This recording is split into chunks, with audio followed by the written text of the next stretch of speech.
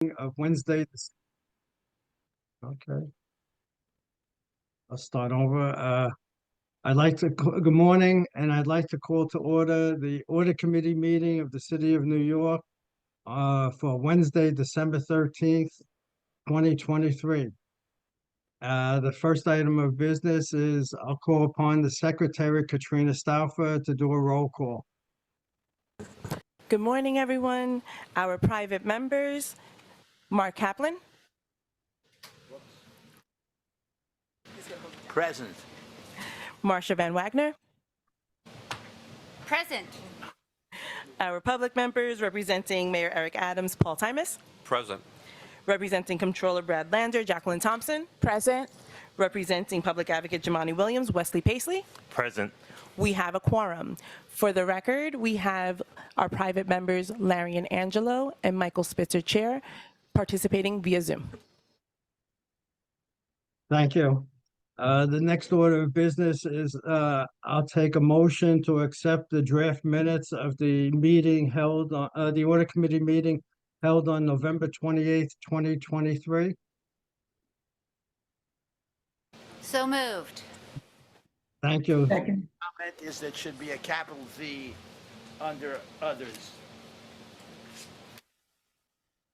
Okay, at this point, I'd like to call upon the actuarial firm of Milliman to give the Audit Committee a presentation on the New York City's pension systems and their Excuse audit. me, Mike. Before we begin, we just want to give an announcement about the impending indoor fire drill that should be happening around 10 o'clock. So we might have to take a 10-minute pause at 10 a.m.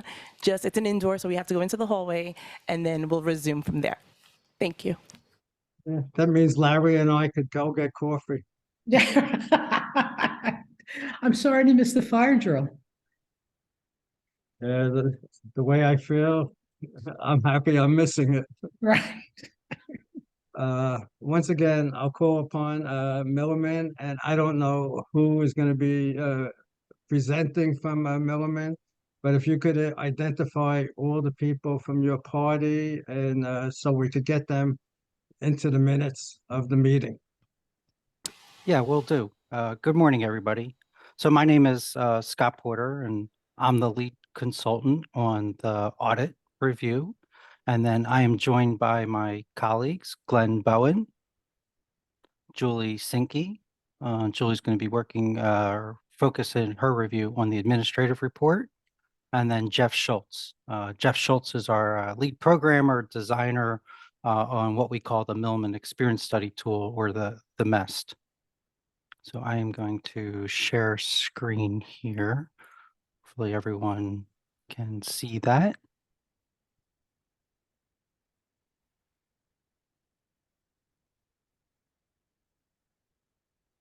Okay, so can everyone see the presentation?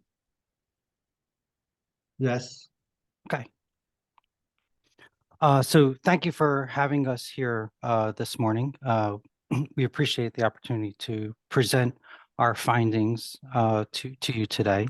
So we've prepared a high-level presentation on the various reports we've completed under what we're calling engagement number one. We're happy to take questions along the way. So we had prepared 3 different reports under this first engagement: the administrative report, which Julie Sinke is going to discuss, the independent actuary statement, which covered a review of the economic assumptions and actuarial methods, and then the experience study reports. And here we split the reports up into 3 separate reports, covering first report covered NYSERS, second report covered teachers and BERS, and then the third report covered police and fire. So we're going to talk about the administrative report first. And before I turn it over to Julie, she's going to be presenting our findings on the report. But I wanted to note that the report was really a high-level summary of the administrative controls, services, and member experiences. Engagement number 2, we're going to be detailing our review of the benefit calculations and the consistency of the data that's provided to the Office of the Actuary versus that's used in the benefit calculations. These reviews did not encompass a review of the what I'll call the participant experience, nor the underlying data. So in subsequent audit reviews, we believe it might be beneficial to provide access to the online calculation system so reviewers can understand how participants access information, perform calculations, and to better understand that member experience. So with that, Julie, I'll turn it over to you. Thank you, Scott. So my name is Julie Sinke. Just a tiny bit of background. I've worked in pension administration for almost 15 years, doing almost all roles within administrative practices. For the last 5 years, my primary focus is on internal process improvements and system enhancements to gain efficiency and accuracy. So this was an exciting project to get to be a part of. Just to add a little bit to what Scott said in terms of the high level, our review was based on the information that was provided by the different systems. We took that information at face value to believe that what we were being told was accurate and thorough. So that is how we determined what we did. As we said, we didn't really go into any further delving into recreating the experiences of what they were telling us. So the first slide, I'm certainly not going to read all this to you, but these are the 5 key areas that we focused on. Within each of these sections, there was between 4 to 7 individual items that we looked at, and we gathered responses on all of those things. So you can see here in the bullets. Overall, the administrative procedures just more related to running the calculations and the handling of the data. Audit controls being ensuring that there were standard procedures and processes in place to follow, as well as obtaining SOC 2 reports. Performance was more on the timeliness of meeting members' needs to be able to do the calculations and communications with them. System capabilities, the functionalities that the systems uses, primarily focused on the online experience in that section, and then other processes, a tiny bit of a catch-all for things that are a little bit more non-standard in practice. So if we go to the next slide, Scott, I'll show you the grading that we used. So what you are seeing here is the culmination, excuse me, of the individual grades we gave for each of the items you saw on the prior screen. So our grading system was satisfactory or needs improvement. So each item that we looked at was given one of those scores. This slide is representing the culmination of all those individual scores coming up with this system. So it shows on the bottom, but the green diamond is representing that everything was considered satisfactory that we looked at within this section. The green square would indicate that one of the things we looked at got a score of needs improvement, whereas the yellow score would mean as many or more received needs improvement as received satisfactory. So despite what you're seeing here, the message that I really want to explain this morning is that this is a very positive review. Obviously, when you're looking at these things, we're looking for the areas that maybe you could see there was something for needs improvement. These are our professional opinions based on our experiences. But overall, this is what we consider very satisfactory. Even where there are areas for improvement, we feel that the participants and the members' needs are being met.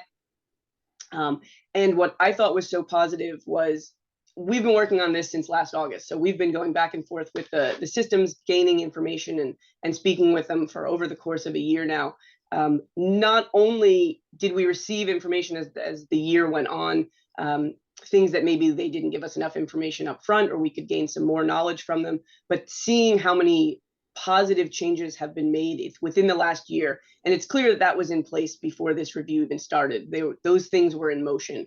There were a lot of notable changes and improvements that were made since our very first draft that we gave them, again, both information that we gained and changes that have been made over the course of the year. We won't necessarily go into them here unless there's questions, but that's just the message that we really wanted to provide with this report, was that it was positive, and we can see areas that are continuing to improve, and a lot of systems have plans in place to continue that growth over the course of the next year, which throughout our report we encourage them to continue to do. Excuse me. My impression is that from looking at the yellows, that the police and fire seem to be less or more criticized in your report than any of the others. So I would say that the NYSERS, TRS, and BRRS certainly did have the most robust amount of information and documentation was provided to us. Those do seem to be the larger. I know that fire is a newer of the systems, coming in 2017. So I believe we could see that they were building up as they were going. I don't know if I would consider it to be additional criticism, but based on the information that we were able to obtain from the different systems, The three that you're seeing that do have all satisfactory, I believe that we were able to gain more knowledge and information about the processes that they were following. For police, I think there was just the needs improvement areas did primarily were around their online experience and the lack thereof in some areas in comparison to the other areas. Again, this comparison was done both on some industry standards and Milliman's internal practices that we follow in comparison to those. So there were not a significant amount of needs improvement, but you could see that those areas and those systems were a little bit more deficient in our opinion. Hello, and good morning. Could you please speak more about information that was provided? Because I just wanted to see, like, were you provided all the information that you needed to make the assessment? Or was there some that did not provide on time, or you're still waiting for it? We are not waiting for any additional information. Everybody has responded to each of the items that we requested. Drafts were provided throughout the course of the year. I can't recall exactly how many we've distributed at this point, but we've continued to edit and update the report as we have gone, as more information was obtained. So all of the systems have read the report. Many have given us additional information after their initial readings. And this is, at this point, the systems have read our final report, and we have not received any additional information that would change the scoring that we gave, and they are aware of that. Thank you. Mm-hmm.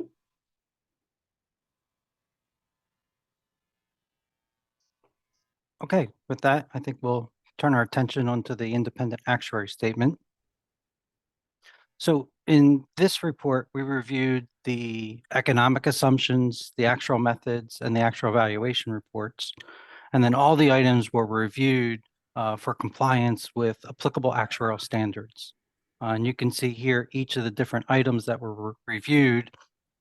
And we believe that the economic assumptions, the actuarial methods, and the valuation reports are all in compliance with actuarial standards. I'm not going to go through each of the items, but one thing of note is the investment return assumption. There's been significant changes in the economic markets over the past couple of years. In this report, we had reviewed the assumptions based on the capital market assumptions as of June 30, 2021, and as of June 30, 2022, because that was the time of kind of the initial review that was focused in on the report.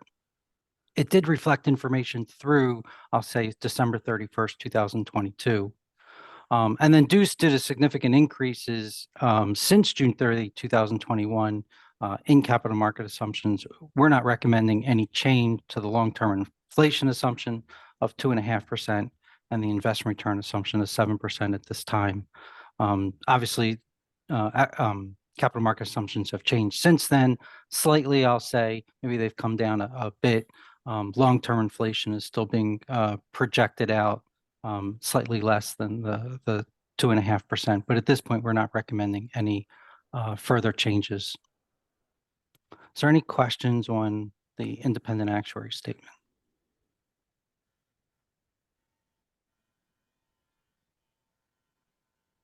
Okay. Yeah, I do actually, I'm have sorry. another I just question have to a, follow up on, actually. Oh, sorry, Lorraine, you go. okay.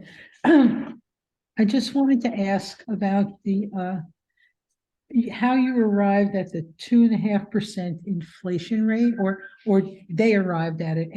And I read that, that the geometric average was used. So can you just talk a bit about that? By the way, you sent me back to high school math books to go back and remember what that was. But if you could just talk for a bit about that, please. Yeah, sure. Hours. Yeah. It took me hours. Yes, welcome to actuarial science, right? So yeah, I mean, the inflation assumption, one of the things you're looking at the inflation assumption is, and with all actuarial assumptions, is a matter of where has it been and what's the projection going forward. So from economic assumption standpoint, we're really looking at an ongoing kind of forward-looking basis. And assumptions can be looked at in terms of, what forecasts are being put out in terms of inflation. So several groups put out certain forecasts for inflation.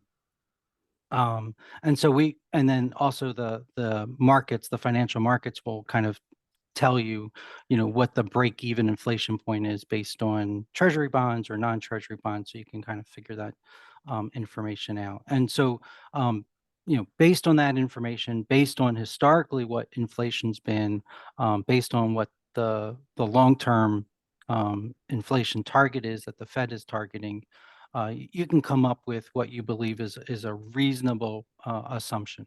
And so the Office of the Actuary is currently utilizing an assumption of 2.5%, and we believe that falls within the range of reasonable assumptions.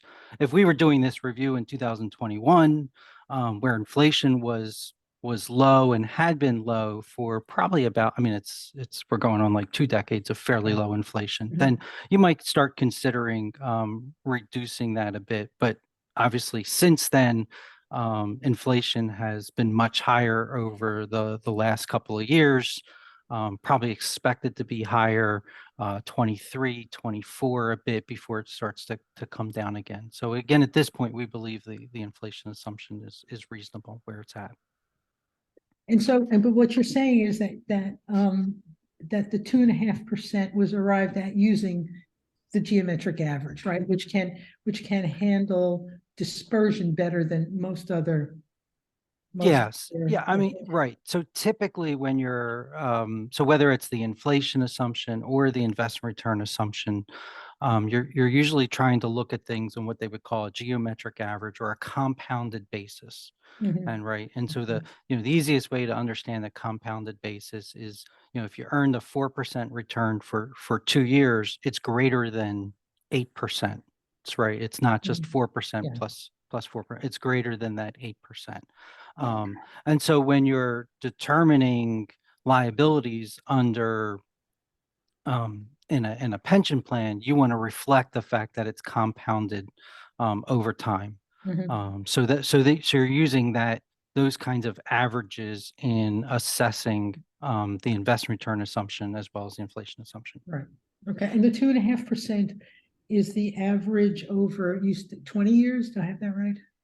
I'd have to go back and look specifically, but yeah, I think the probably the inflation assumption was, or the actual inflation over a 20-year period, depends on which 20-year period you're measuring, right? But if it was through 2021, I think it would have been less than 2.5%. My guess is it would have been closer to 2.2. But yes, exactly. So you're using a kind of that compounded average. Okay, thanks. Sure. And just to state it, Scott mentioned that it's forward-looking, certainly, because we're valuing in the future, and he mentioned the tips, the break even, and then I think we look at the Cleveland Fed, we look at the survey of professional forecasters.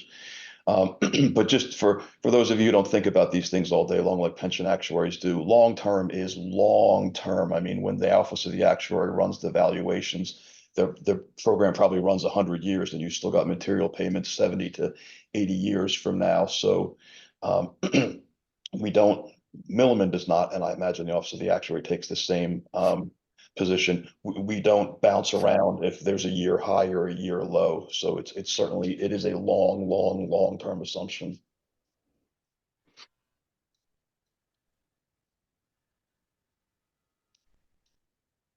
Wesley, I think you had a question.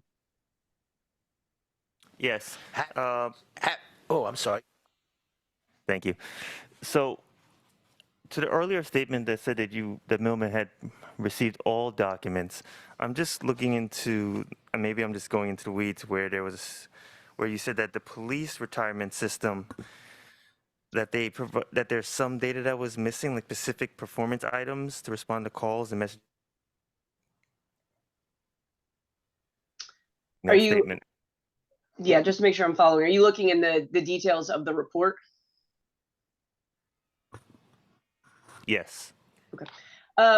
So I think in general, the level of robust documentation that was provided by police specifically was significantly lower. They provided, information, maybe some summaries of their responses to us to give some information, as compared to some of the other systems gave us their standing operator procedure documents, the processes that they're their team would follow in more documentation. We did not receive that level of documentation. However, we did receive responses from the systems on all categories that we asked for. So in some form of communication, they provided us that information in order for us to make our assessment. We just may not have received as robust documentation. And one of our suggestions was that from an efficiency standpoint and accuracy, having that level of documentation can be helpful from an administrative side. So it was something that we were suggesting, but we did receive all responses that we would have expected to receive, and they had nothing further to add. Okay. No, because I only stress this because we don't want a significant amount of police officers complaining about non-response and, making New York City not as responsive to its employees, being the history of what is going on regarding retirees.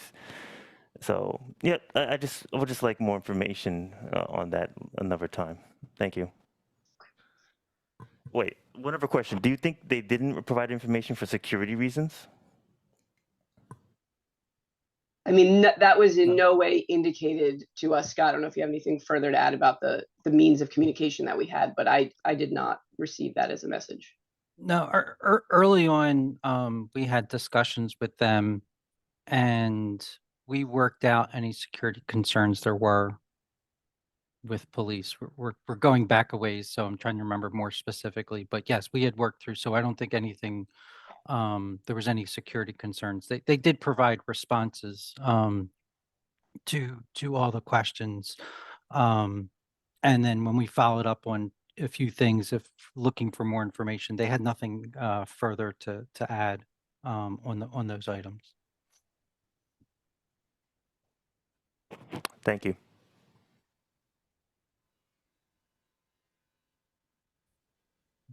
I have a follow-up question on the math question that Larry asked earlier, having to do with the investment rate of return assumption rather than the inflation assumption.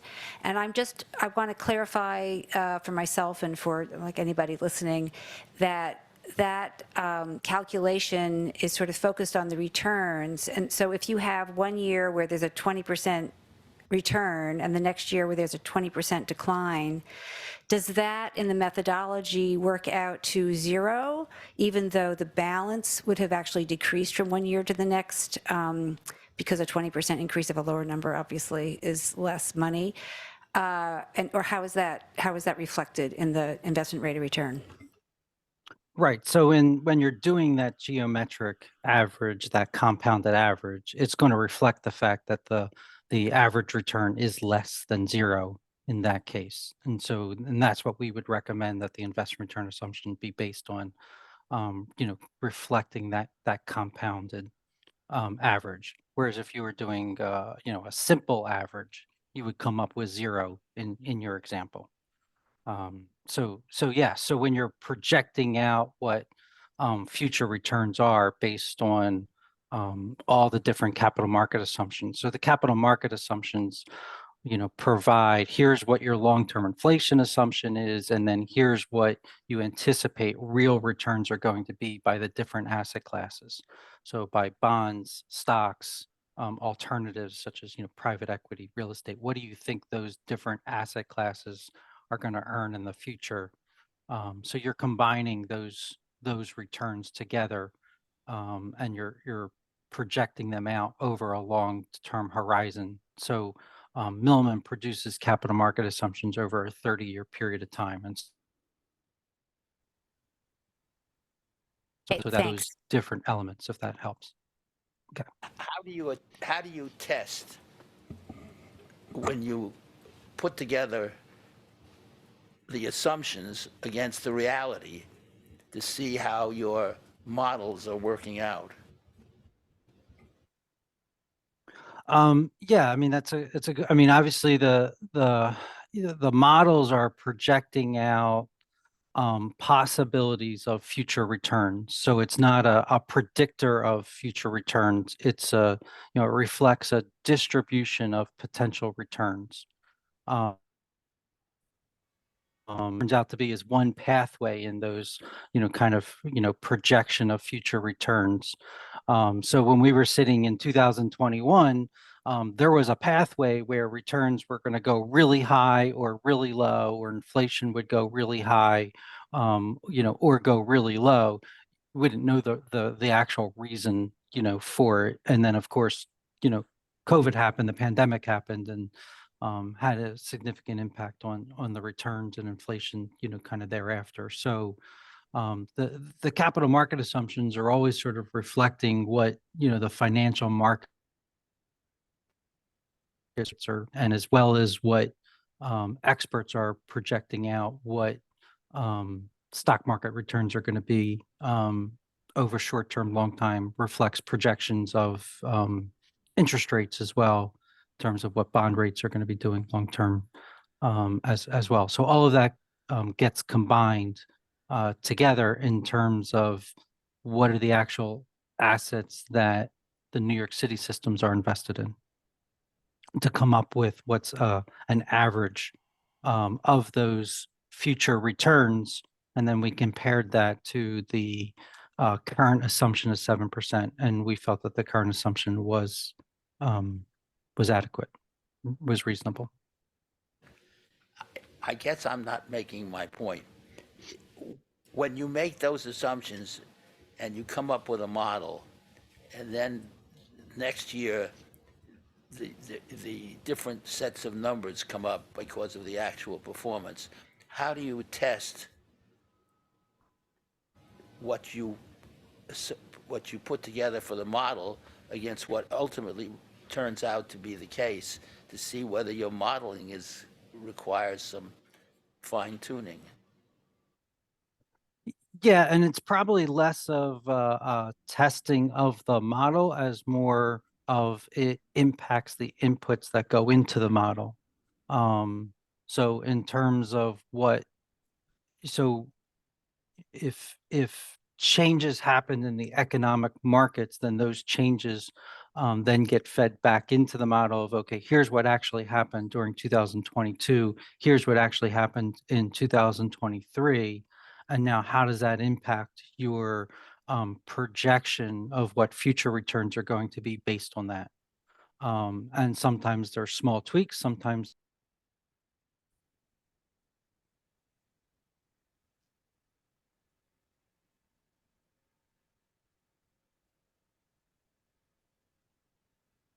Katrina, I don't know what happened, but the PowerPoint went away from the screen. Yeah, it I appears. think the person who was presenting lost connectivity. Yeah, it We'll give appears them a second to lost jump back on. But And just as the time, we are at 9:59, so just in case there's alarms that go off in a minute, we'll have to go in the hallway. yeah, there's a fire drill in the municipal building at 10 o'clock. So And I can just follow up with some of Scott's thoughts there. The purpose of the long-term investment return is to discount payments that are projected out in the future years, decades, based upon the demographic assumptions, which is really the next part of our assignment to talk about. In terms of how does history influence uh, how does history make its way into the model? Historical inputs that enter the model are correlations between the returns on asset classes and covariances, but the modeling itself is just like inflation. It's forward looking because you're using it to value decades worth of future expected experience. And neither Scott nor I are the capital market assumptions experts and on that team and with those designations and whatnot. So we can certainly have someone speak to you if you have more detailed questions than what we're able to respond to So today. sorry to interrupt. We're getting the alarm now.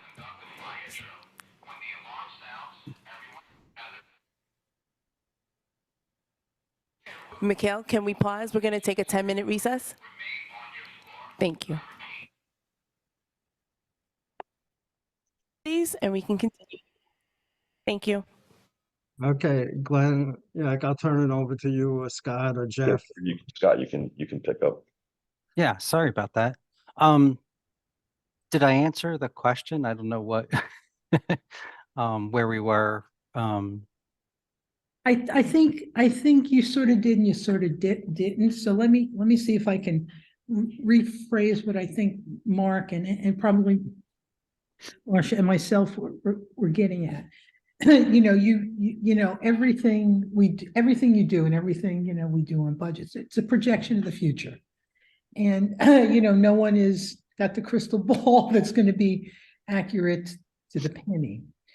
But when you do these forecasts, the question is, so you do a forecast, and do you do what I'm sure you do, right? Which is, okay, we forecasted thus and such, and here's what the actuals turned out to be, and are they close enough to what our projection was?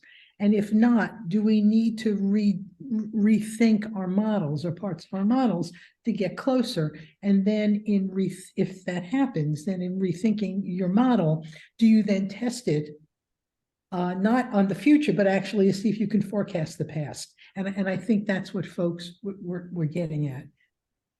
Okay. Yeah, I mean, I think from the model standpoint, and there's a difference in, and I think the way you phrase the question is a very good way of how you would understand the demographic assumptions in terms of when members, we're projecting out when members are terminating, retiring, and then we go back and we look at what the experience is and then kind of tweak what we, you know, based on that actual experience, reconfigure what your expectations are in the future based on that experience. Economic forecasts are slightly different from the standpoint of the financial markets in many ways are telling you kind of what the future is going to be. So how the stock market is moving up or down, how bonds and interest rates are related to those stock market returns. And so at some level, it's less kind of backwards looking and it's a lot more of a forward looking approach. You do look historically backwards in terms of, you know, like how the investment returns actually were versus their peers. And so you're kind of comparing that from a peer basis, but not necessarily from the modeling basis. And those who kind of create the capital market assumptions, we're more of the users of the capital market assumptions, probably can talk more about how they're, you know, kind of those models are created and adjusted. So I think when something happens in terms of 2022, that input then affects what the projection's going to be. So it has an impact then on those models because where your starting point on then kind of impacts what your future pathway is, you know, from that standpoint. So there is some, I'll say, recursive nature to the models in terms of, you know, what happened in 2021 impacts what you're going to expect in 22 through 2052. And then what happened in 22 impacts what you're then going to expect in 2023 through 2053. The question is how much did what happened in the last year or two impact what your thoughts are going to happen in 2050 and beyond? Does that kind of help answer that question?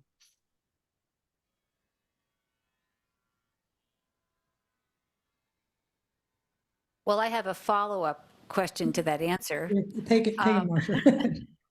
In the, actually in the experience study, it's just sort of a general statement about analysis of trends on page 7 at the top of the page. There's a sort of little discussion about how different actuarial approaches kind of, you know, address, you know, a complex system. Some actuaries prefer to match the results of recent experience very closely in setting future assumptions, while other actuaries will use recent experience as a guide but tend to change existing assumptions gradually over time. Valid arguments can be made for either approach. So I guess what I'm asking is, which kind are you? Yes, and more of using the recent experience to help understand, comparing that to that long-term assumption to come up with the recommendation. So when we get into the experience study part, next part of the presentation, that's part of what we're going to be talking about. Is the first part here was really the observations, you know, what actually happened versus what was expected to happen. and then utilize that information in coming up with recommending assumptions. And so it doesn't mean that, and if you had a significant number of terminations and that happened, let's say in 2019, 2020, and 2021, that you would necessarily anticipate a significant number of terminations each year thereafter. But you may take it into account to a degree when you're setting those long-term assumptions. So from personally, and every actuary has their kind of personal opinion in how they set those assumptions, really comes down to is what is the general reason that we believe that the experience resulted from, and then how much of that is anticipated to continue to occur in the future. Because all the assumptions you're trying to do is project out how many members are going to reach retirement, when they reach retirement, how many are then going to retire, how many are going to become disabled along the way, and then how long are they going to live to receive those benefits. So all of that are future projections, of what the experience of the systems are.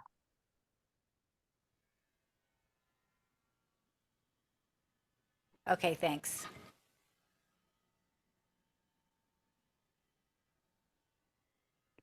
Okay, so I think with that, we can turn our attention then to the experience studies.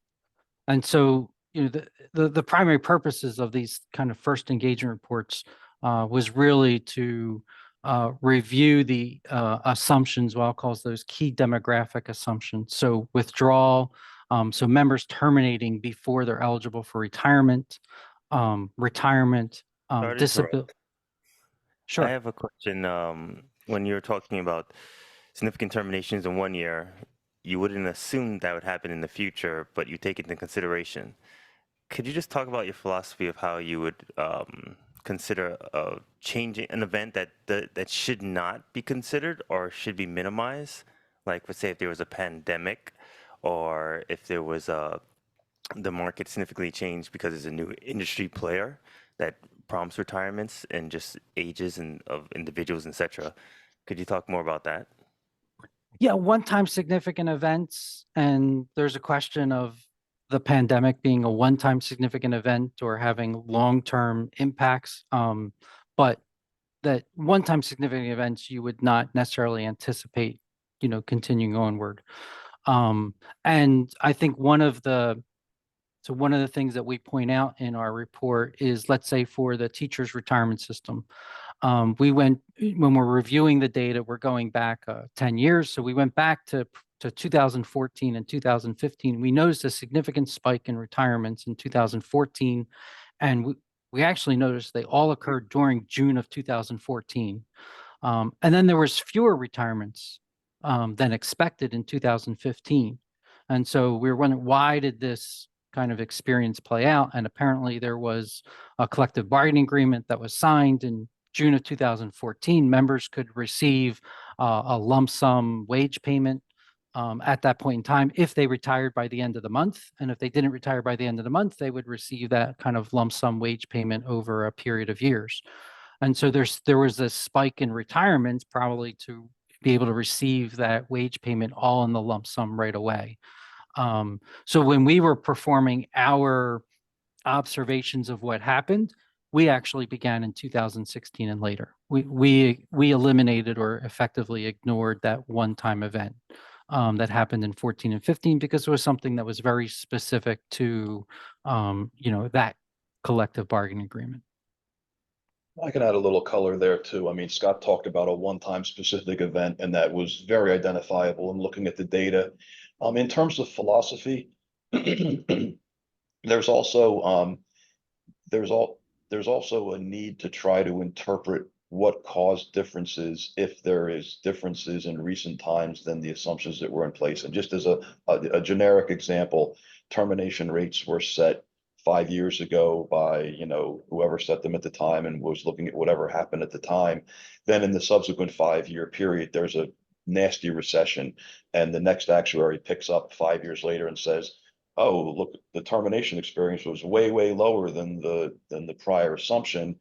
You might be tempted to say, well, we should reflect the fact that there was a nasty recession, so people weren't leaving jobs because they couldn't get new jobs, so they tended to stay longer. So do we want to say we should go right to that 5-year experience, or we should take some of it into account, or we should take none of it into account? So it's to the extent that, I mean, I gave what it's probably one of the easier examples, but to the extent that you have macroeconomic events that you can justify saying that these were it might have been over 2 or 3 years, but it was a one-time event, a recession. We want to put less credibility on that recent experience and look more strongly to the prior experience and vice versa. So Scott, back to you. Okay. Thank you. Yeah, and primarily the purpose of the first engagement reports is really to provide our observations, and then in terms of recommending assumption change and stuff, that's going to be in the reports that we're going to produce next year, in the second engagement reports. And so in providing, in really reviewing the experience and the observations, we receive participant data from the Office of the Actuary, in what they call the historical database. I think for most of the systems, it went back as far as 2001. We focused our experience on what has happened since 2012. So really covering a 10-year period from 2012 through 2021. Historically, or typically, I'll say the first engagement reports would have added 2 years of experience in. We've been able to add in all 4 years of experience just because of the timing of the reports. We uploaded all the data into what we call Milliman's Experience Study Tool, or the MEST, as we like to refer to it. And this really allows us to see what insight we can gain in the experience by reviewing it by various different elements. So reviewing it by year, reviewing it by age, service, plan, employee group. So that allowed us to kind of tease out some of these things that we saw relative to, let's say, teachers, what happened in 14 and 15, and then dig into, what was the rationale behind the experience. And so is this more indicative of what's happening longer term, or is it just a short-term event? So over the next kind of 8 slides that we have on the experience study, we take our comments here from the executive summaries from each of the reports. So we have sections or slides on each 4 NICERS groups, and then 1 for teachers, BERS, police, and fire. Our intent's not necessarily to discuss each slide in detail, but we're really just kind of point out a few key items. So one of the things before we kind of get started on all the different slides, is just want to talk about the post-retirement mortality assumption a little bit. And we've kind of discussed this in previous presentations on the experience study, and we've kind of talked a little bit about here, but really observing that experience is kind of the first part of the analysis, and conducting and setting, reviewing what that mortality assumption is. The next part of our review is really kind of comparing what the current assumptions and what the current experience is compared to what I'll say is broader tables that are produced by the Society of Actuaries, and that includes experience across many different systems. And so when you're developing mortality tables, it really requires a lot of data to be fully credible at each age, at each employee group. So we'll be reviewing the experience based on that. Based on our initial experience, or the initial review of the experience of what happened, what we can say is, overall, the current table is really, they projected a similar number of deaths that happened on both what we would call a head count weighted basis, just a number of people, and then an amount weighted basis based on their benefit amount. As from a pension system, you're valuing the pension benefits. Typically, it has shown that members with larger benefits have longer life expectancy. So you want to take that into account when you're reviewing the experience. And so we saw that the results were fairly consistent. There may be some differences in terms of what I would call the slope, in terms of lower, higher mortality at younger ages versus older ages versus what the experience is. So as we continue to review and come up with what we believe recommended changes to the assumptions are, if any, we'll take all that into account as we kind of move forward through the process. Okay. I have a question Sure. about, you were mentioning the finding that higher level of benefits lead to lower mortality, which, makes sense. But when I was looking at the report, it didn't really jump out at me that there was that relationship. Is it your conclusion that the findings that you had kind of held up that, that relationship between benefit level and longevity? Yes, yes, and not in every situation across the board. And currently, the current assumption that's used has a factor that the Office of the Actuary applies to reflect the fact that people with larger benefits would have longer life expectancies. So when we were reviewing it, we kind of reviewed it on that basis. So we took into account that basis of what they were anticipating. And the tables that are produced by the Society of Actuaries have kind of that built into it.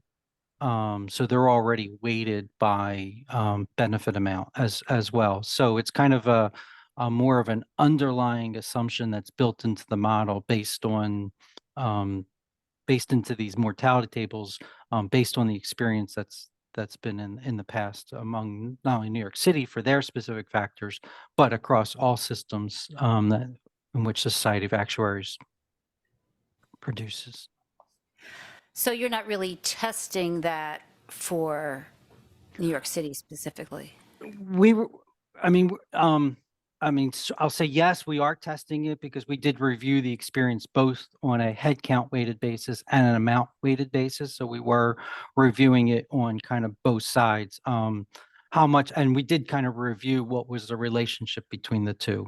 And so for the most part, that's what we saw. I think in some cases where you don't see that was more, I think it was on the disability side of things. Sometimes you don't really see, the amount of the benefit. Someone got disabled, so something happened to the individual, and then typically the amount of the benefit is not necessarily indicative of their life expectancy. And from that perspective, what we call contingent beneficiaries, there might be less of an impact on them because of the data. And contingent beneficiaries are those who are receiving the benefit after the retiree has passed away, and the retiree had chosen a joint survivor benefit, chosen a portion of their benefit would be continued on to their spouse. So you'll see sometimes different relationships among the different groups of retirees in which we would be studying the experience over.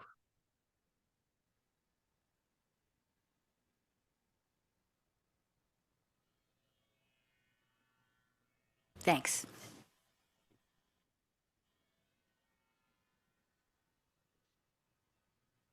Okay, so as I mentioned, we have about 8 of these slides, and they're all set up in the same format in terms of we're reviewing each of the specific assumptions.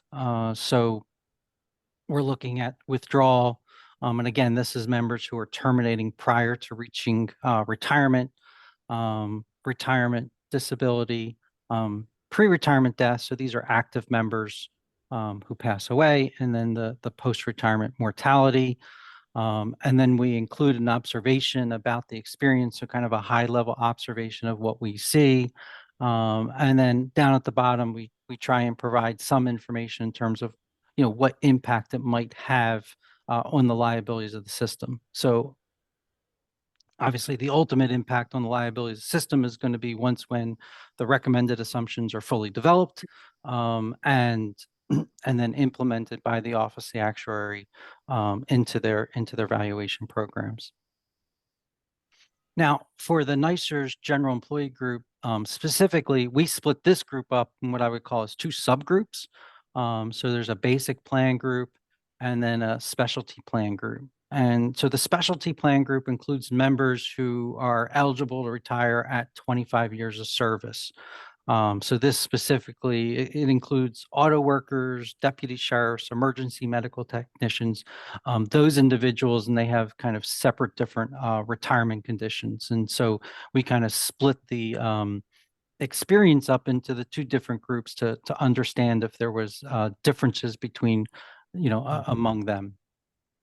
And so as we can see here on withdrawal, one of the things that we saw was that there was actually fewer terminations than expected during, I'll say, a specific service periods. So members, once when they've reached kind of a vesting period of time, so 6 years up until 29 years, or specialty plan group members who are 6 years and 24 years. So we saw less terminations that occurred during the study period than expected. So if a portion of that is getting reflected in the assumption, so typically what you would see then is our decreasing withdrawal rates or lower withdrawal rates would result in generally higher pension liabilities, as the assumption is that more members would be earning, reaching retirement and earning higher benefits under the system. For retirement and disability, and this comes to, one of the things we talked about was, what's your philosophy in terms of how much experience in the past impacts, versus the current assumption.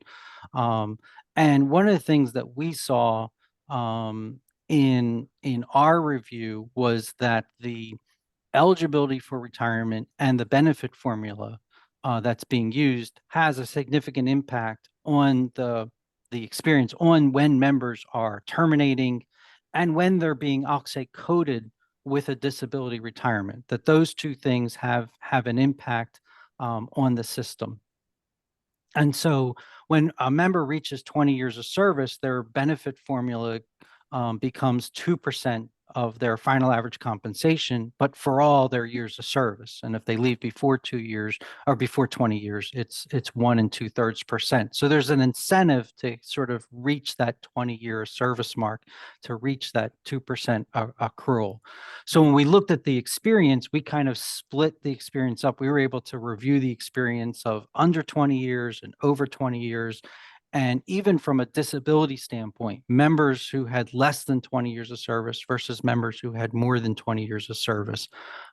Because from the disability standpoint is, if they're not really benefiting from receiving the disability benefit, then members most of the time are being coded as if they are a service retirement. So it doesn't mean that members who reach 20 years of service or age 62 and 20 aren't becoming disabled, that's not necessarily the reason why they're leaving employment. It's just that they're not going to be coded that way in terms of why they're leaving employment.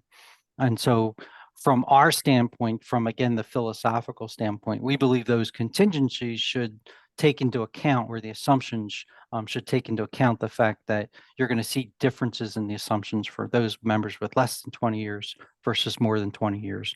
And same thing on the disability group. And that's kind of what we saw here for the basic plan group. We saw, fewer retirements than expected if they had less than 20 years, more than expected if they had more than 20 years of service. So that would be something that we would be looking to have implemented in the recommended assumption. So, what is that overall impact?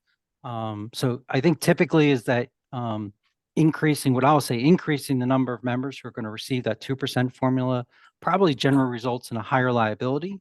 But it's going to happen further in the future. So kind of that impact on the accrued liability and the normal cost, it's going to vary. So in terms of what the actual impact on plan liabilities, it'll be interesting to see how it kind of converts that. But that's one of the things that we had noticed. And then on the disability side, that, again, for members with, ordinary disability benefits, there was nearly none being observed once when they kind of attained this condition of 62 and 20 years of service. And this condition kind of varies by each of the different groups. So we'll talk a little bit about that throughout the rest of the presentation. So again, we would want to see that you would not anticipate then kind of any members being coded as being receiving ordinary disability benefits once they reach this point in time, so that the assumptions reflect those who are actually receiving those benefits. And again, from the mortality standpoint, from what our observations were, was that, basically the experience was pretty consistent with the expectations. I could jump in at this point just to kind of, uh, I was mentioning to Michael during the fire drill. So the differences here from past studies are that we have all 4 years of data in, so we're not doing the stagger step of 2 years and 2 years. We certainly have the COVID period, which will have to be carefully assessed as we're making the recommended assumptions. But so to date, we haven't recommended, and we're not going to be recommending a set of assumptions in each engagement. Rather, first engagement was all of the data, second engagement is all of the assumptions. This PowerPoint and the report that you've seen is the work of getting all of the current assumptions coded into our model so we can use them as the basis for comparison, and getting all of the experience in, and then drawing some high level observations. And in this PowerPoint is a summary of some of the high level points, and with some indication as to where liabilities may go up, down, depending on what the ultimate recommendation is. Obviously, we'll do the recommendations. The Office of the Actuary will review them carefully, and they'll ultimately put them into their valuation system and come up with the costs. So just to make sure everybody knows like where we are, we will be coming back then in engagement 2 with here's all of our recommended, here's Milliman's recommended assumptions, and here's Milliman's rationale, and that'll be available for review. And just so I wanted to state that, as Scott said, we have 8 slides here because we broke NICERS into 4 pieces. Is it valuable for this group today to go through each of the next 7 slides, or is there any particular questions you may have from having read the report? I know you have additional presenters. We're happy to go as long as you would like, but I just want to make sure that we're giving you what is valuable to you as we're all here together on this call. Thank you. I'm going to ask the members, would we be able to just do questions from here instead of going through each individual slide? I think that serves us a little better. Yeah? Okay, we'll do that. Thank you. Does any member have any questions? I have a sort of big picture question, which is that, you know, you're evaluating the difference between the actual experience and the assumptions, and, you know, some things are above and some things below and so forth. Were there any findings that surprised you? Surprise being sort of a different thing than something that didn't turn out exactly the same way as the assumption. You know what I'm saying? Like, do you feel like, geez, what's going on here? Like, how many of those were, and how significant were they? Yeah, I think that's probably the item I just kind of talked about, you know, in terms of the impact of the benefit formula. And I'll say is, you know, our experience with other plans and systems that have those kinds of formulas in it. So it's, you know, we've seen that trend and that you know, how the experience evolves. So that was one of the things that we wanted to focus in on. And we could see that through kind of our experience study tool. We could really see what the impact was, and saw the differences. So I think that was probably the big difference that we're kind of seeing versus what the assumptions are. I think other than that, I mean, there was no surprises from the post-retirement mortality. I mean, you know, the 2 most significant assumptions in a pension system starts with the investment return assumption and goes to the post-retirement mortality assumption, the life expectancy. Those 2 usually have the most significant impact on the liabilities. And in both those cases, you know, what we're seeing is the assumptions are doing a relatively good job of projecting out what the experience is. And I'll note, just for anybody who's looked at the report, and you can pick any given table at random and say, hey, in this age group, the lines look pretty close together, so experience is close to the assumption, and over here they diverge pretty far. So what we've tried to do in the text, as well as pictorially as we could, is to indicate with various color coding and shapes and this and that and the other. You're going to expect divergence in areas where there's less data. So what drives the liability is where the most data is, if you will, and that experience is the most credible. And then when you see something diverging, it's not necessarily a surprise. It's just a function of there's not that much data there. So that experience is subject to significantly more variability. First retirement age is something that if everybody makes it through their withdrawal phase and gets there, there's going to be a lot of data there that's really credible. But a super early retirement age, there may not be that many people taking it, and it's just subject to significant variability over time. So it's not a surprise that you can see more divergence at any given snapshot that you take. And probably the other thing I would want to mention, we didn't get a chance to mention it, was on police and fire. Really the impact of the World Trade Center benefits on the experience study. And so those members are effectively receiving benefits as if they were an accidental disability retirement. But our understanding is those benefits, when the member first retired, they might not have qualified for those benefits, and then something happens subsequent in retirement, and then eventually they become eligible for those benefits, kind of thereafter. So what is the best way to sort of reflect those benefits in the experience, especially, that's something that's impacting a specific group that's not impacting future groups. And so that's one thing that we've been working our way through in terms of what do we feel is the best way to probably value that, incorporating that into the valuation assumptions. Currently, the Office of the Actuary has basically a separate assumption related to it, but a different approach might provide a better match to the experience in terms of really for those members, they're receiving an additional benefit. So then what's the percentage of those members who are receiving that additional benefit? So we might look at that a little bit differently. We've had initial discussions with the Office of the Actuary, and we're trying to, I'll say, tease out what the experience has been in the data relative to that. I have one more question and one comment. The question is that I think it said somewhere in there that the MEST model is going to be available to members of the audit committee. Did I read that in somewhere in one of these reports? Yeah, well, committee, I guess, is the operative where I guess we had it available to the oversight committee. And then available to other members, I think is talk to the Office of the Comptrollers, and then we can figure out what makes the most sense. So I think it was made available to members of the oversight committee. So maybe when we said committee, we shortened it a bit, but yes. Okay, all right. I don't need it. I just was curious. Right. And then my comment is a very small one on a couple of these pages where you're summarizing the findings, which I think also maybe appeared in the report on the pre-retirement deaths. There were a couple of places where you use the word, only one accidental death occurred, only 4 accidental deaths occurred, and I understand the meaning of that, but like if I were a loved one of somebody who had an accidental death on the city and I somehow came across this report and I saw only 1 death, I wouldn't love that. So I'm just wondering if the word only is necessary in there.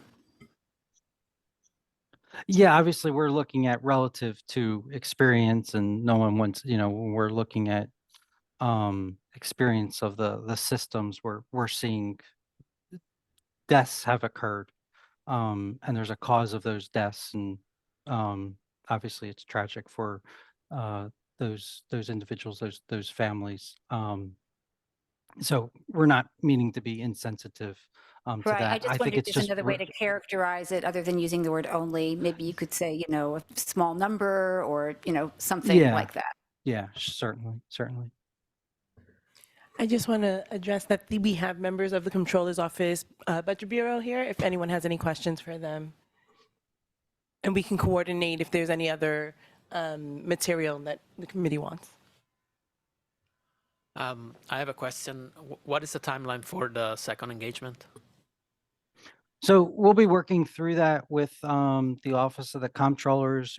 It'll be sometime in early 2024 when initial drafts are provided to the Office of the Comptrollers, Office of the Actuary, and then there's just iterations that occur thereafter. Okay, I have one kind of flaky question. So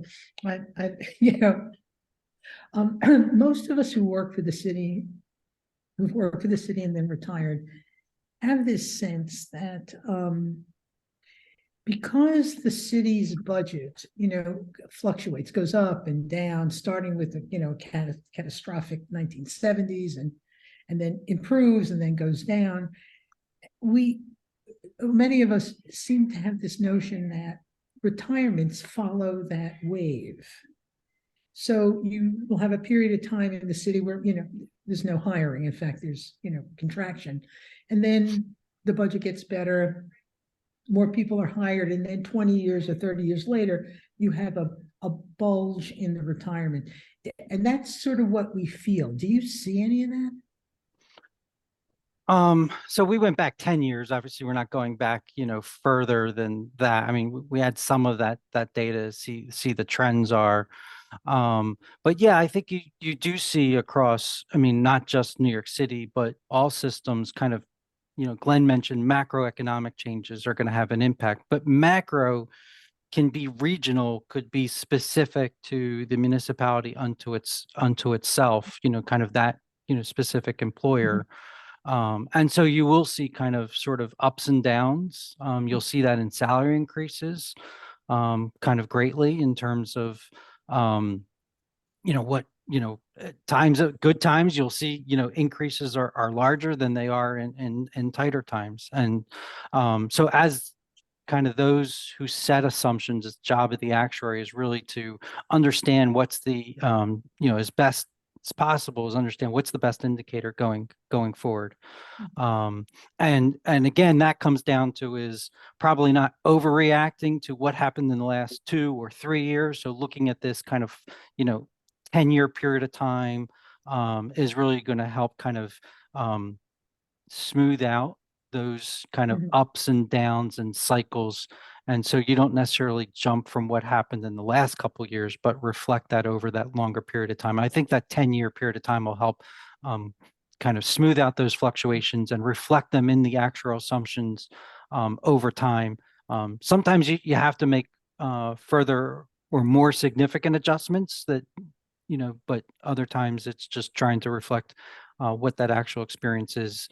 And is it a trend or is it a reversal? And so you kind of slowly reflect that or periodically reflect that in the actual assumptions. Thanks.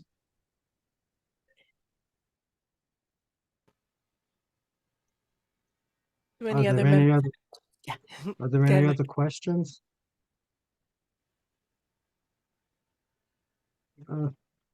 I'd like to thank everyone from Millerman that gave this presentation this morning. I felt it was very informative, and we look forward to the next one. Thank you. Thank you very much, everybody. Have a good morning. Have Thank a good you. holiday. You too. Bye.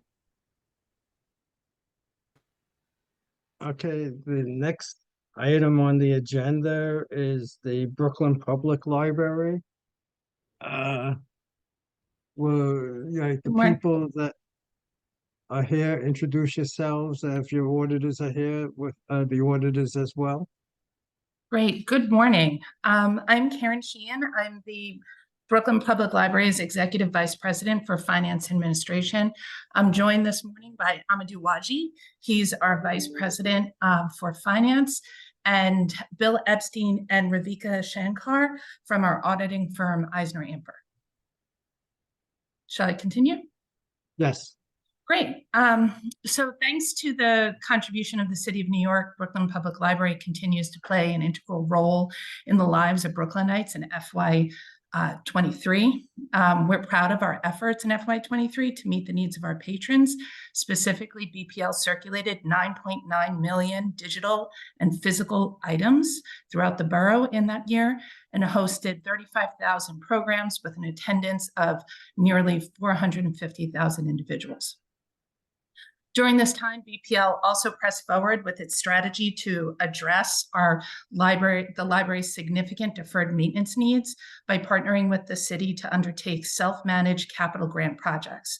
This arrangement started with the Greenpoint Library, which reopened in October 2020 as a library and environmental education center, and continued in through FY23 as we completed the co-location of the Brower Park Library with the Brooklyn Children's Museum.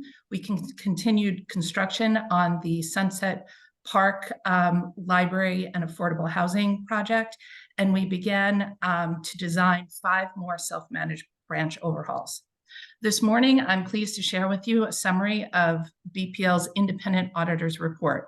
Our auditors, Eisner Amper LLP, issued an unmodified opinion of our consolidated financial statements for June 30th, 2023.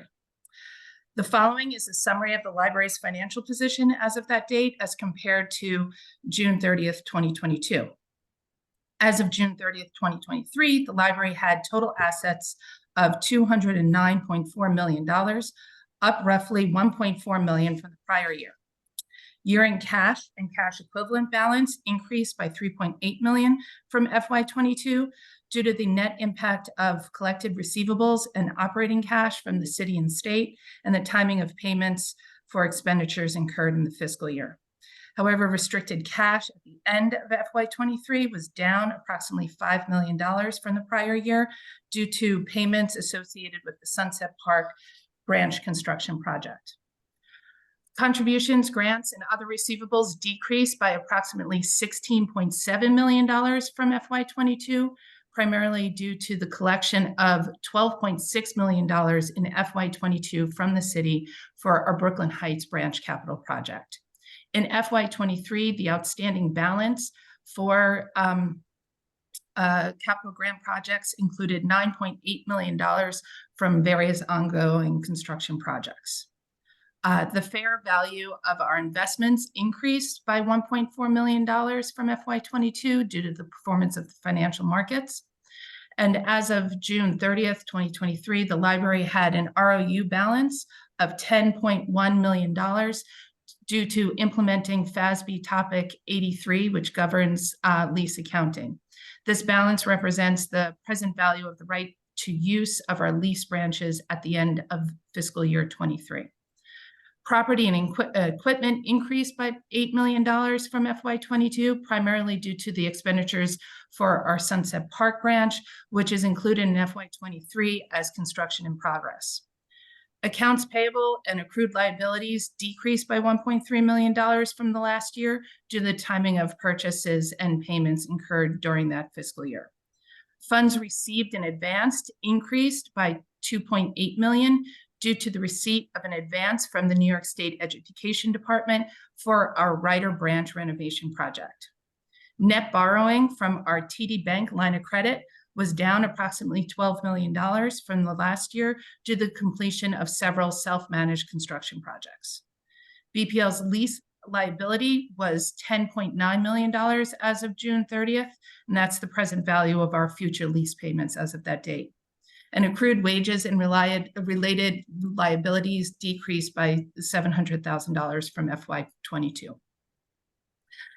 In FY23, BPL's operating revenue totaled $197.5 million, which was up $13.6 million from the prior year. This was primarily due to the following notable changes. Revenue received from the City of New York was up roughly $11 million as compared to FY22 due to additional appropriations from the City of New York for a teen programming initiative, as well as the city's economic agreement with DC 37, which is the union that represents the majority of BPL staff.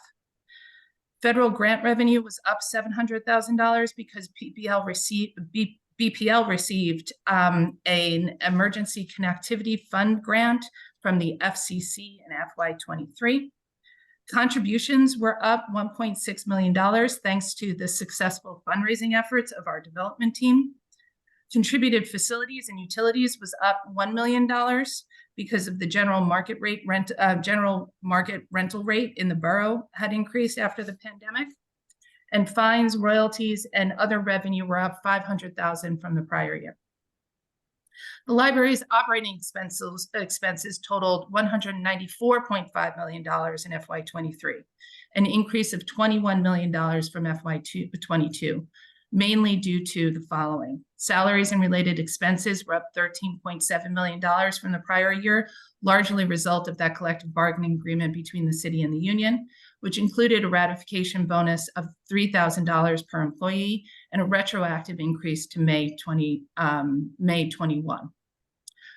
Professional fees were up approximately $1.6 million from FY22 because we underwent a building envelope and energy audit of all of the library facilities, which was contracted out to a consulting firm. Donated rent and utilities were up $1 million because of the changes in the property rental market in the borough. Repairs and maintenance expenses were up about $1.8 million because of increased maintenance costs and one-time repairs not eligible for the city capital funding. Non-operating activities in FY23 included grants and capital construction contribution revenue of approximately $2.8 million. And investment income not used in operations was up approximately $1.6 million since over FY22. That is my report. I thank you for your time, and I'm happy to answer any questions that you may have. Hi, Karen. Hi. How are you doing? I have 3 questions. I'll give them all to you at the same time. The first one is, you're doing self-management on your capital projects. Mm-hmm. That going? And is there something the city can do to make that work better for you guys? The second question I have is, I wanted to know, how does the state pay you in your revenue? Do they follow a calendar the way they do for schools, or do you just get it as you get it? And then the third, probably most interesting question is the merger with the Brooklyn Historical Society, and that just seems like a fabulous thing to have done. And you now have an archive as well as a library. I'm just wondering how that works. So those are my 3 questions. Great. I'm happy to answer all of those. So we are very pleased with the capital grant program. However, we have over $400 million in deferred maintenance needs for our 62 buildings, million square feet.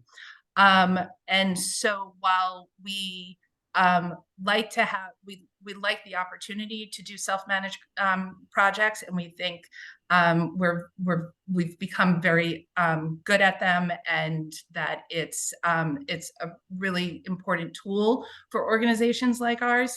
The fact remains that we in no way have the capacity to use that mechanism to address all of our capital needs for the building. So we're a library, we're not a construction agency, although we do have some terrific folks who work here. So we have to be very careful about choosing the projects that we complete through the capital grant program. And those programs, as part of the capital grant program, we have to identify non-city funds as a contribution to the project. So that is this one thing that is a constraint. Typically, we use that NYSED grant, that New York State Education Department grant. There's typically BPL is eligible for about $3 to $4 million annually in aid from the state to help with the construction of libraries.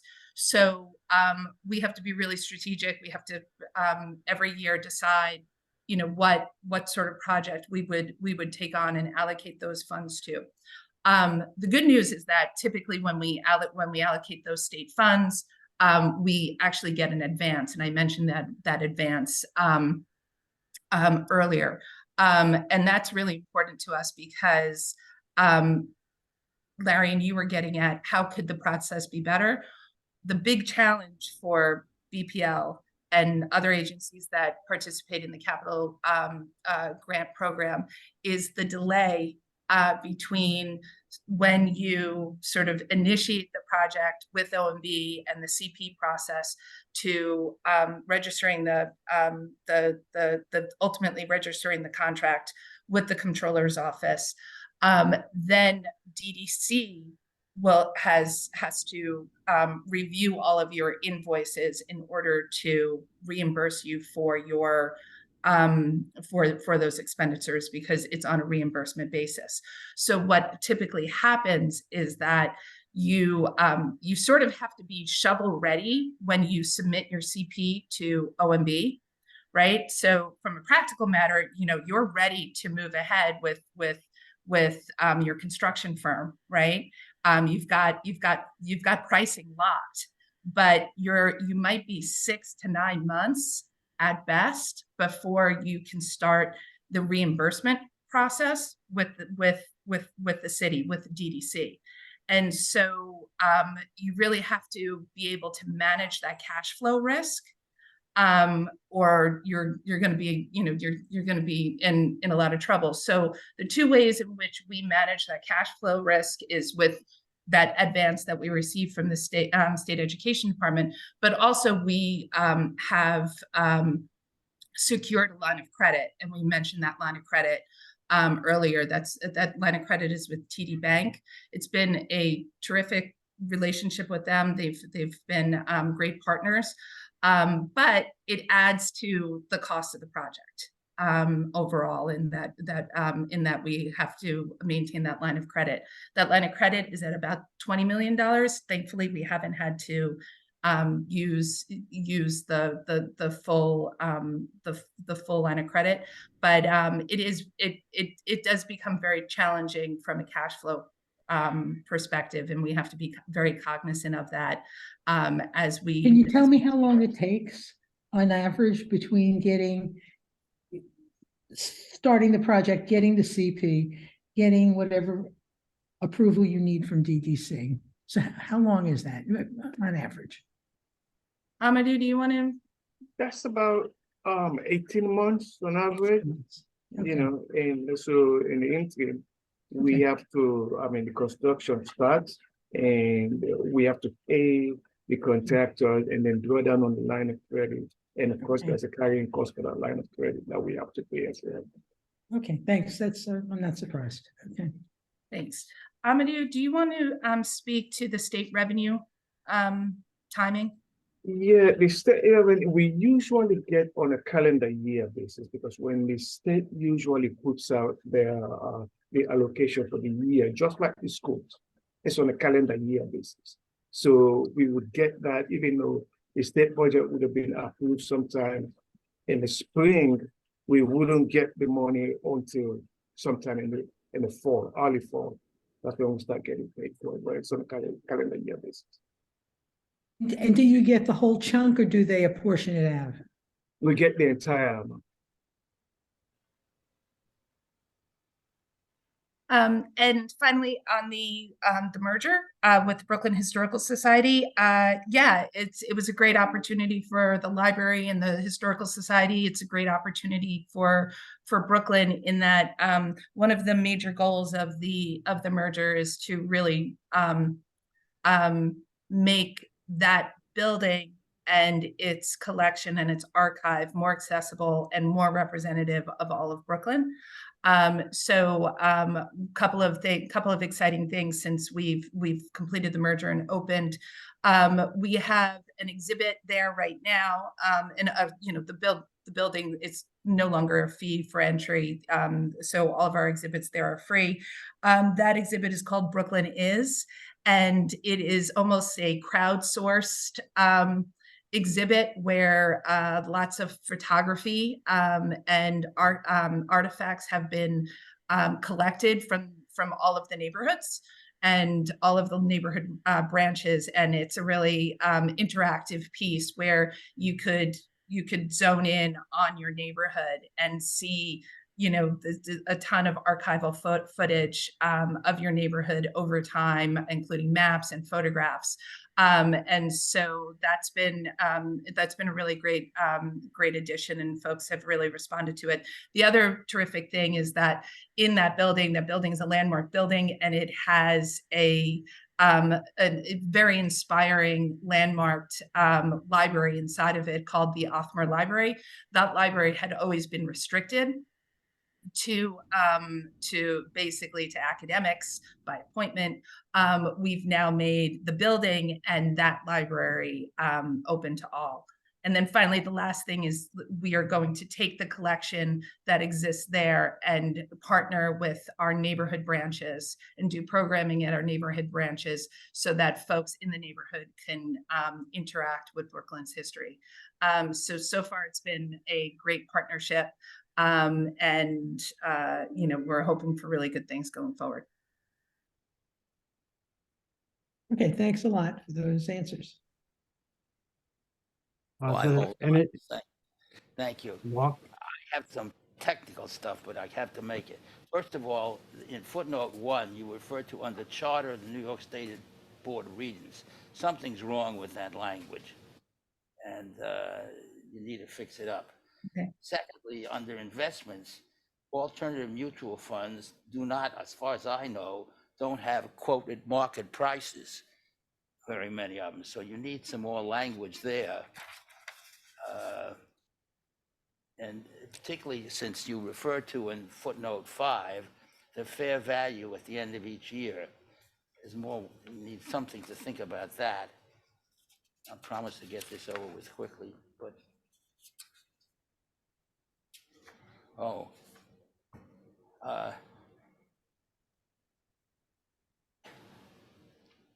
doesn't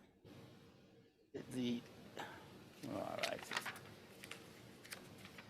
one more. You have in footnote 6 the endowment to satisfy long-term rates of the board relies on total return strategy in which investment returns are achieved. Well, I'm not sure you want to say it's achieved. You plan to achieve, because very often you don't get there. I think that's the end of my comments. Thank you. We'll take those comments on the advancements and tweak them appropriately for the next time around.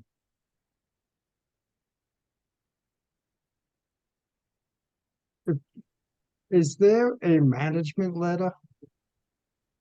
This is really directed to the auditors. There is one, but there were no findings. So it's just a simple letter that was sent to us. That's correct. Okay. Okay, if there's no other questions, I'd like to thank you. Thank you. Wes, go. So Brooklyn Public Library internal control letter. Can you speak more to that? And then 2 other questions.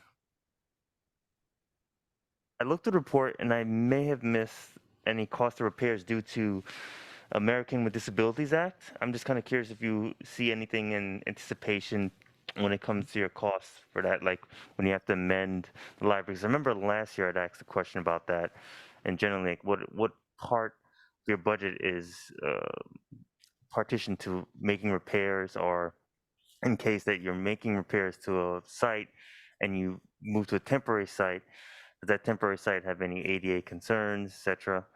And then I don't want to ask this question, but I will. Collections. Have you considered future costs of collecting data, collecting and keeping, archiving such information? I love the Brooklyn Historical Society, but I remember maybe a few years ago, the Brooklyn Museum had a problem with collections. I think it was the Dweck. They had a family member had a will, and then they received many amounts of collected artwork. Some were found to be fraudulent, and they had a problem of how to get rid of it because it was a problem with the will, and they had to go to sorry, I'm blanking out on this. It's been a while, but yeah, they had a problem with how to remove such items because it was something in the by law and so on. So I'm just kind of curious if you guys have anticipated those costs in the future. Thank you. Okay, I can jump in on ADA and the archive, but Amadou, do you want to speak to the internal controls letter? I mean, the internal control letter or the management letter, in other words, is saying there were no, I believe our auditors Bill or Vicky will speak to that as well. There were no deficiency or no significant findings that were identified as worth making it to the internal control. So in other words, they're saying our controls are adequate for financial reporting purposes. I'm not sure, Bill, if you want to add anything to that. Good morning, everybody. Bill Epstein here. Yeah, I would agree with what Amadou just said. You have a clean letter here, and basically what the standards allow us to say is that there were no material weaknesses in internal controls that were identified during the audit process. In previous years, there have been considerations raised that don't rise to the level of material weaknesses or significant deficiencies. However, this year, there is a clean letter. There are no comments to make. Great, thank you.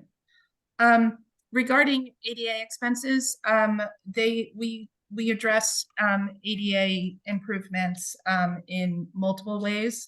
One would be through our regular repairs and maintenance of our buildings. If something needs to be addressed, that can be addressed without a capital project. We will do that through our general operating budget. And last year we spent, according to this, we spent about $4 million on repairs and maintenance, and that would be the pool of money we would use to address anything proactive on the building side. We also addressed building maintenance. We also address ADA accessibility with the technology we use and the software we deploy so that people can access our systems appropriately as they need. The other, our other tool for addressing ADA compliance is through our capital budget. Anytime we are going to undertake a building project, we certainly make sure that we are addressing all outstanding ADA issues. And we also have we allocate money in our capital budget to take on elevator and bathroom projects proactively so that they address those mobility issues within the buildings. It's not a standalone initiative. It is integrated into our entire approach to our building maintenance and our capital construction.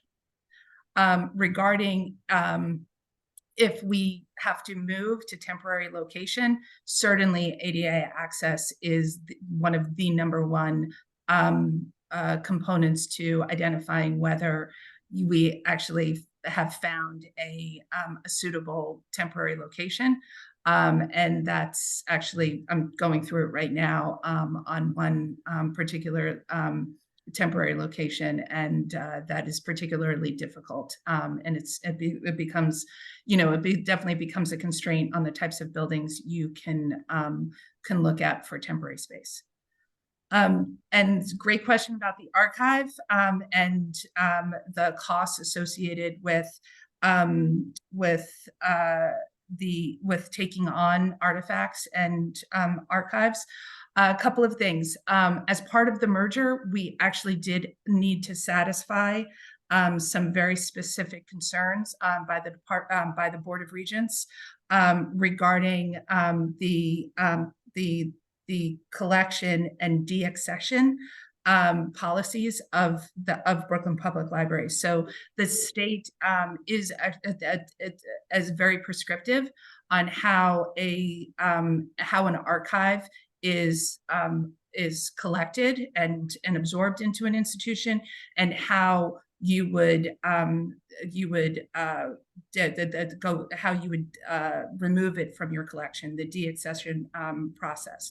So we were very aware of how prescriptive the state is when we entered into this relationship with BHS.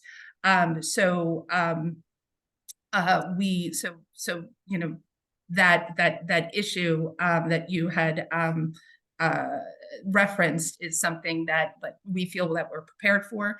We have a board committee that is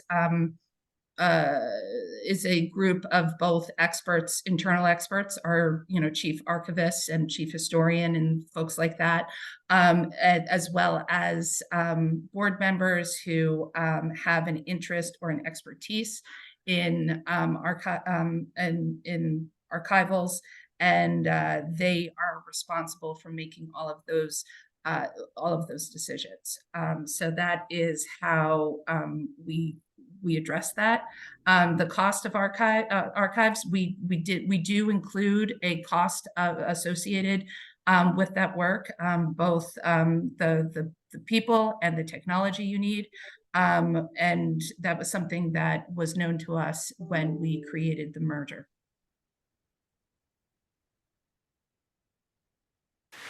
Yeah, thank you. And I just think it's something you should consider because it was Manhattan Surrogates Court that almost required, I think, $250,000 from the Brooklyn Museum to literally house, I don't know how many pieces of fraudulent artwork. So you just want to be, they're your neighbors, so you want to be concerned Yeah. About that. Sure. I did have a follow-up question.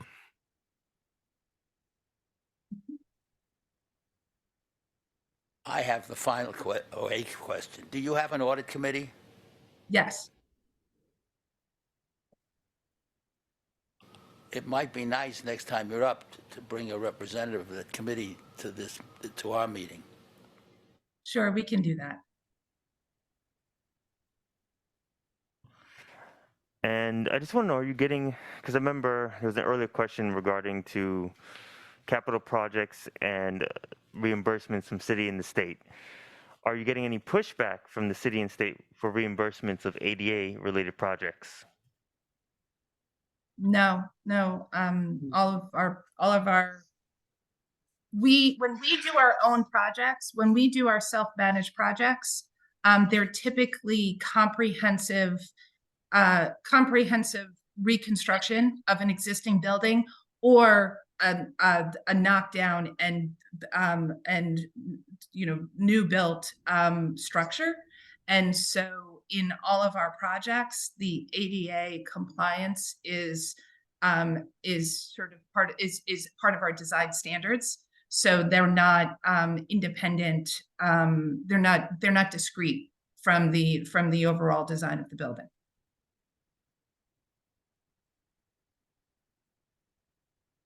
Thank you.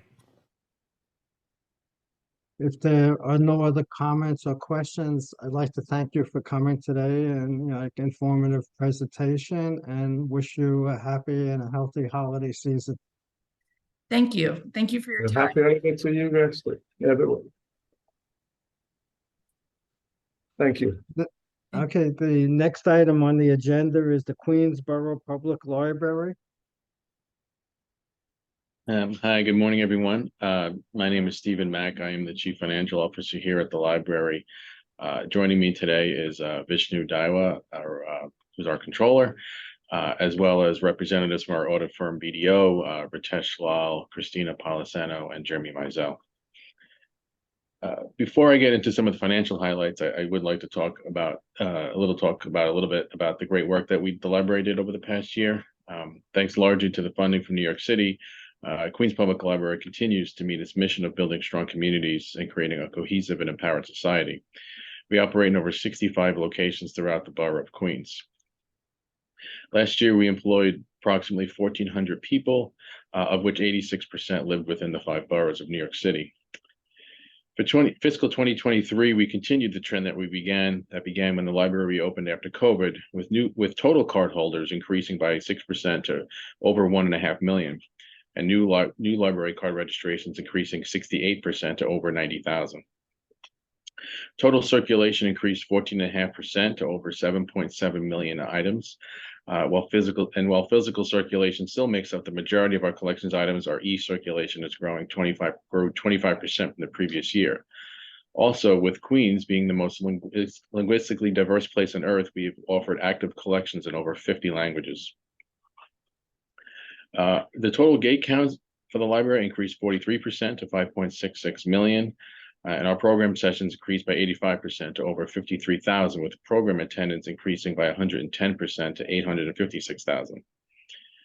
And our computer and wireless sessions increased by 50% and 20% respectively, as during the year we expanded our Wi-Fi reach to outside the majority of our buildings so that customers and the public can access our internet free of charge without needing to enter our buildings. We expanded critical teen initiatives, including youth justice, college access, young adult literary services, and teen centers. Our career and college readiness programs reached over 1,000 patrons. We offered English as a second language classes to over 1,200 students, numerous early learning programs and after-school programs, and GED classes, through which a number of our participants secured employment either during or upon completion of the program. And our summer meal program distributed over 35,000 meals across 53 locations. In addition, during fiscal 23, we launched a program called Language Line, which is a live phone-based interpretation service, which was at all our locations. This Language Line program offers us the ability to interpret 240 languages in real time, which removes a significant barrier for our customers to access information. With regards to the financial statements, I want to say that Queens Public Library is in strong financial shape. Our auditor's BDO issued an unmodified or clean opinion on our financial statements, and there were no findings with regards to our internal controls. Total operating revenues for the year was approximately $193 million, with over 90% coming from the city of New York. In total, our operating revenues increased by approximately $16 million, with the majority of that increase coming from New York City grants and contracts. This is mostly due to our teen initiative programs funded by the city, as well as the city's settlement of the DC 37 union contract.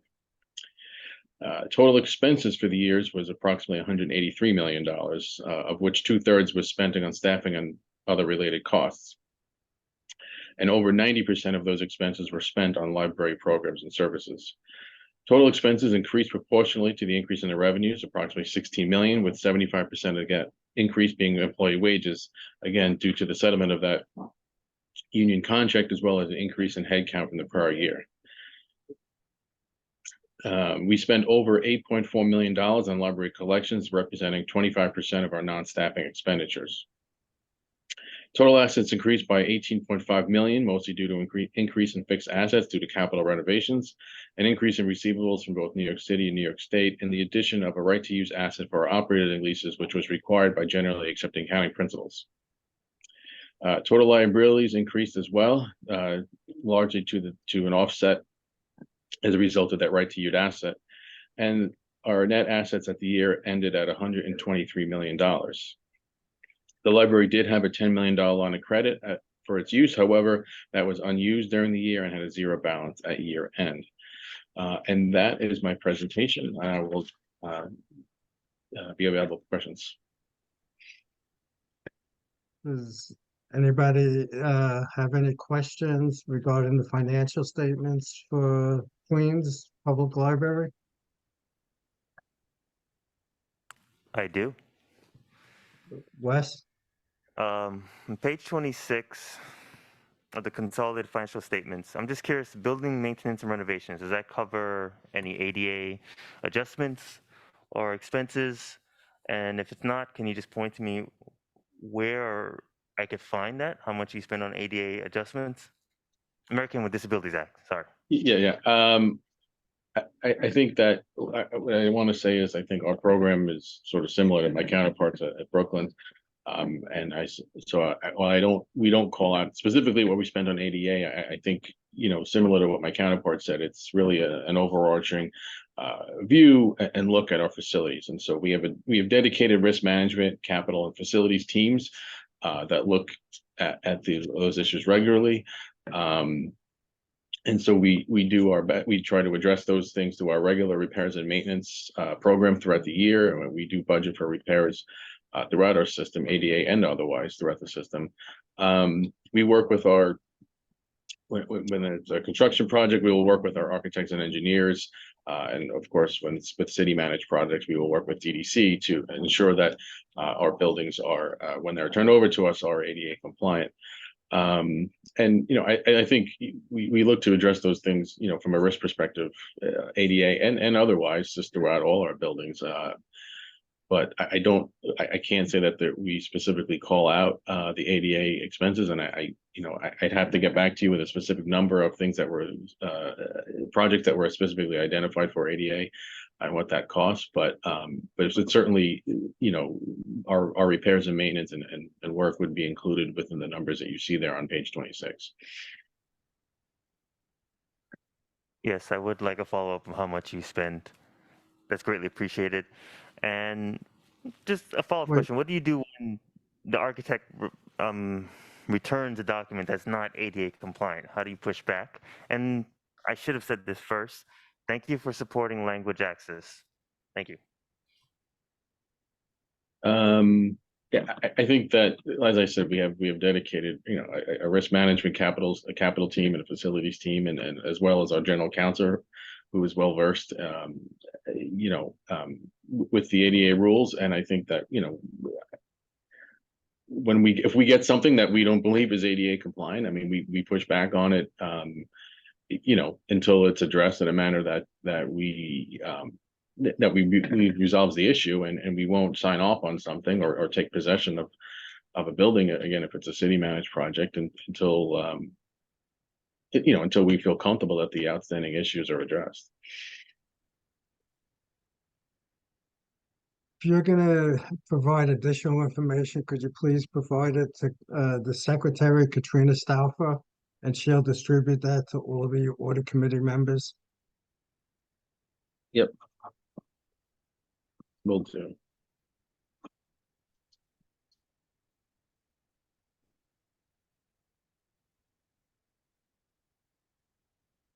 Are there any other questions or comments regarding the financial statements?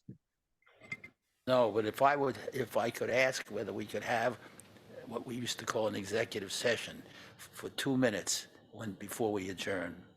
Oh, yeah, we'll go into that later. But at this point, just to follow up on a question that Mark had asked, Brooklyn, do you have an audit committee? Yes, we do. Okay. Are there any comments or questions regarding, and, I see like business recommendations and the management letter?